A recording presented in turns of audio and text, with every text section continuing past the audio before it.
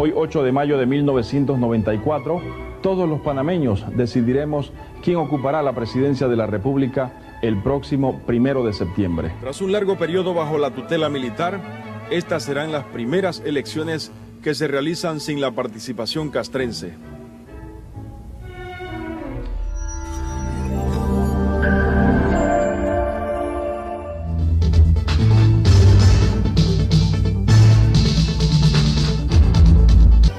La vigencia de la democracia depende de los ciudadanos. Panamá en diversas ocasiones se ha visto afectada por golpes militares y por intervenciones extranjeras.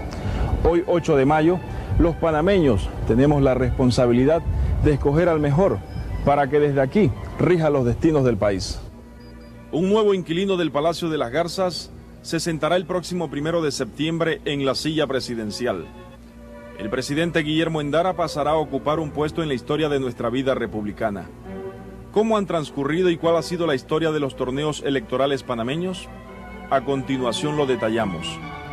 Los primeros comicios, propiamente, que se llevan a cabo en Panamá, acaecen un poco antes del año 1821, cuando los panameños por primera vez pueden elegir los miembros de la comuna.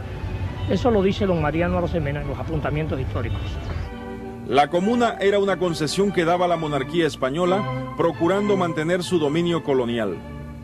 Antes de 1855, los gobernadores de Panamá eran designados por la Gran Colombia. A partir de 1855, se convoca una convención constituyente que elige como primer mandatario a don Justo Arosemena. Según el historiador panameño Jorge Conte Porras, remontándose a publicaciones de la época, las experiencias electorales panameñas durante el siglo XIX fueron frustrantes.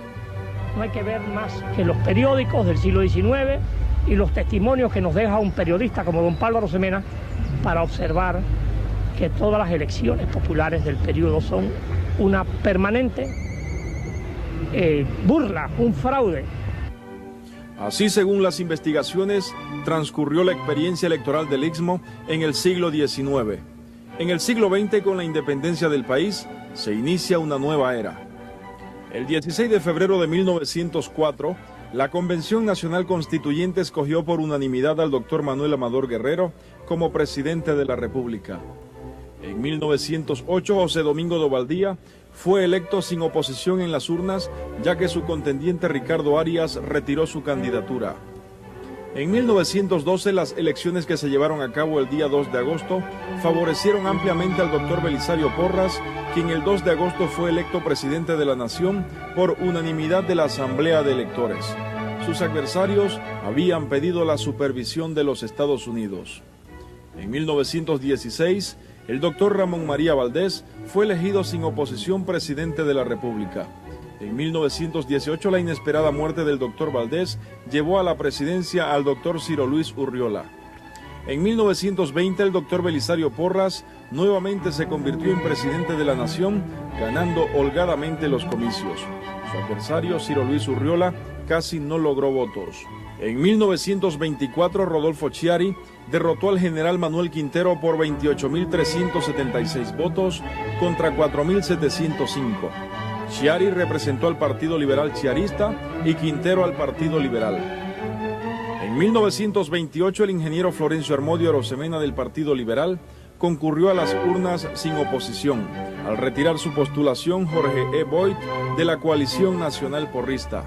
En 1932, con la concurrencia de 68.635 ciudadanos a las urnas, Armodio Arias Madrid, apoyado por el Partido Liberal Doctrinario y por el Movimiento Acción Comunal, acumuló 39.533 votos contra 29.282 de su adversario Francisco Arias Paredes, del Partido Liberal Renovador. En 1936, el doctor Juan Demóstenes Arosemena se impuso a Domingo Díaz Arosemena. El resultado de los comicios fue de 41.835 sufragios para Arosemena y 39.830 para Díaz Arosemena. En 1940 surge la figura del doctor Arnulfo Arias Madrid, quien fue electo tras declinar a su candidatura el doctor Ricardo J. Alfaro.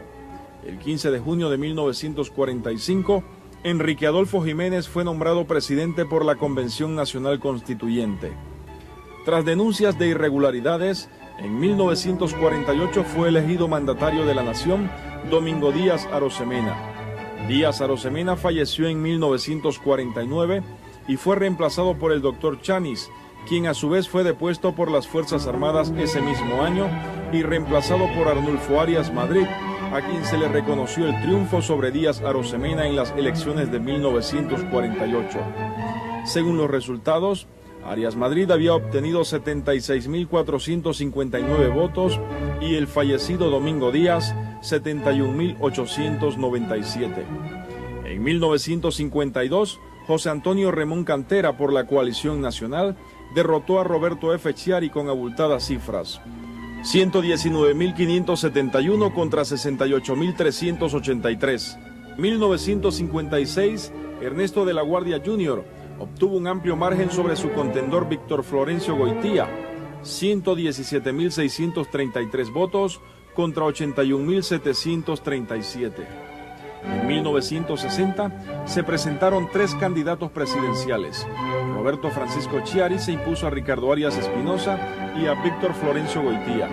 Chiari acumuló 85.603 votos, Ricardo Arias Espinosa 73.309 y Víctor Florencio Goitía 48.432.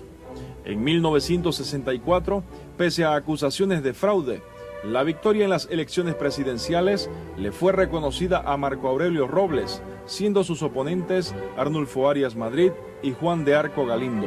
Nuevamente la figura de Arnulfo Arias Madrid emergió en 1968 y en unas elecciones catalogadas de irregulares logró imponerse al candidato David Zamudio. Arias Madrid tomó posesión del cargo el 1 de octubre y el 11 del mismo mes fue depuesto por un golpe militar.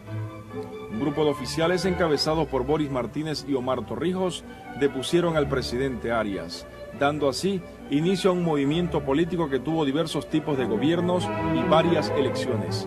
Ese año se estableció una junta provisional de gobierno encabezada por José María Pinilla y Bolívar Urrutia. En 1972 se estableció una asamblea constituyente y fueron electos 505 representantes de corregimientos que a su vez eligieron a Demetrio Basilio Lacas como presidente por un periodo de 6 años. En 1978 los 505 representantes eligen a Aristide Royo como presidente de la República.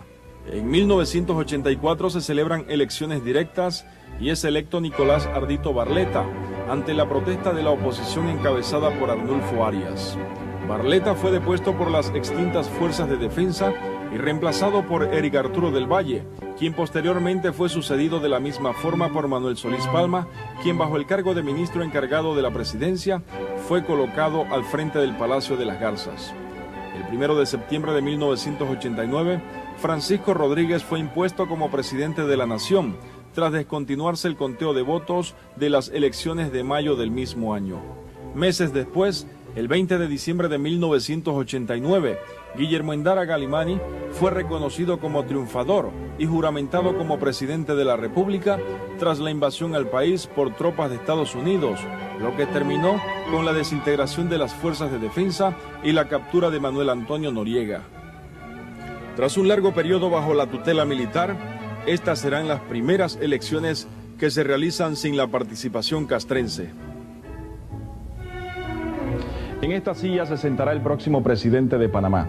Hoy, 8 de mayo de 1994, todos los panameños decidiremos quién ocupará la presidencia de la República el próximo 1 de septiembre.